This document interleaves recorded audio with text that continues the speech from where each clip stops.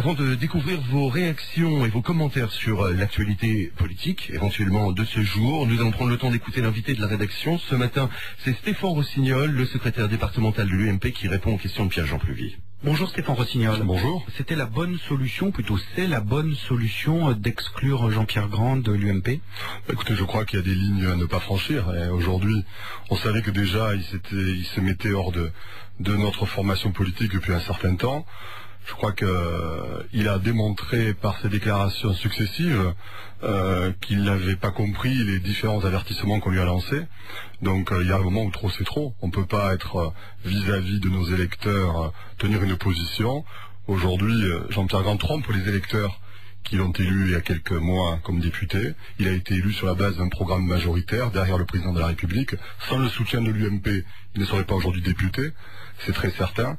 Donc aujourd'hui, nous en tirons les conséquences. Et de lui-même, il s'exclut de l'UMP.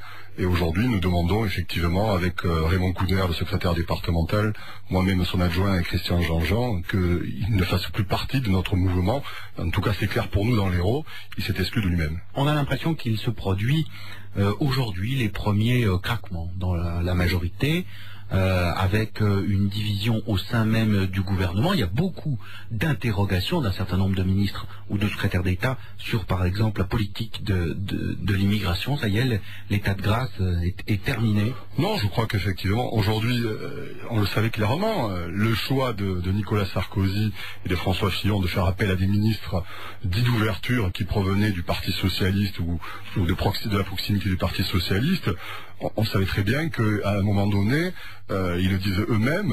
J'entends déjà Marie Bockel, le maire de Mulhouse, ancien député socialiste, ancien sénateur socialiste, le déclarer lui-même. Ils gardent leurs idées, leurs opinions.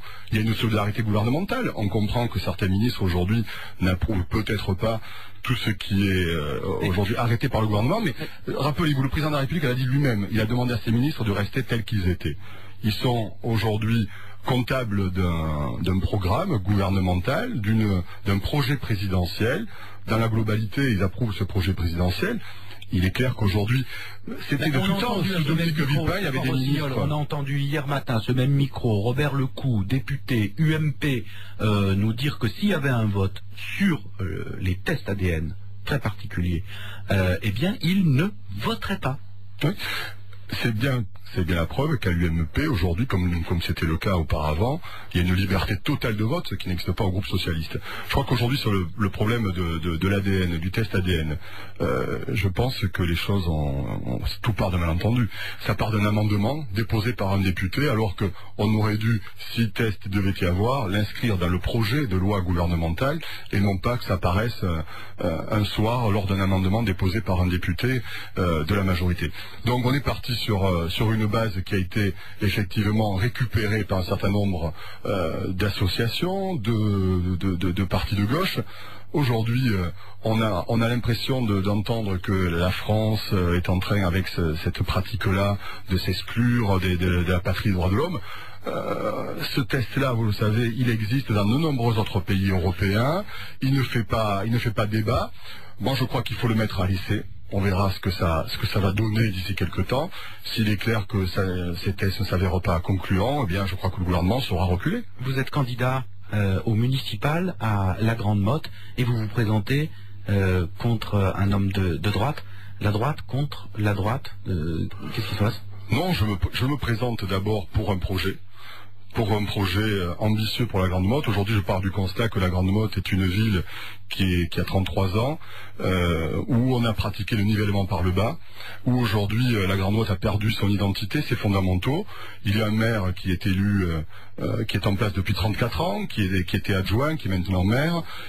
J'appelle à une rupture tranquille à la Grande Motte.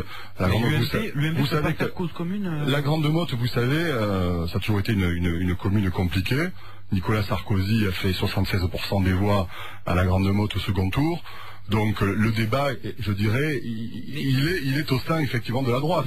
Malheureusement, la gauche n'a pas d'élus aujourd'hui au conseil municipal. J'espère qu'elle en aura peut-être quelques-uns lors des prochains scrutins. En tout cas, moi, je pratiquerai l'ouverture, mais dans le sens que la préconise le président de la République. Je ferai une liste de consensus. Mais avant tout, je suis candidat pour porter une ambition et un projet à la grande motte, parce que j'estime aujourd'hui qu'il n'y a plus aucune ambition pour cette ville, que cette ville n'a plus la place qu'elle occupait en Méditerranée, qu'elle n'a plus la place qu'elle occupait dans le rang des stations littorales de France. Merci Stéphane Rossignol d'avoir été avec nous ce matin. Bonne journée. Merci à vous, messieurs.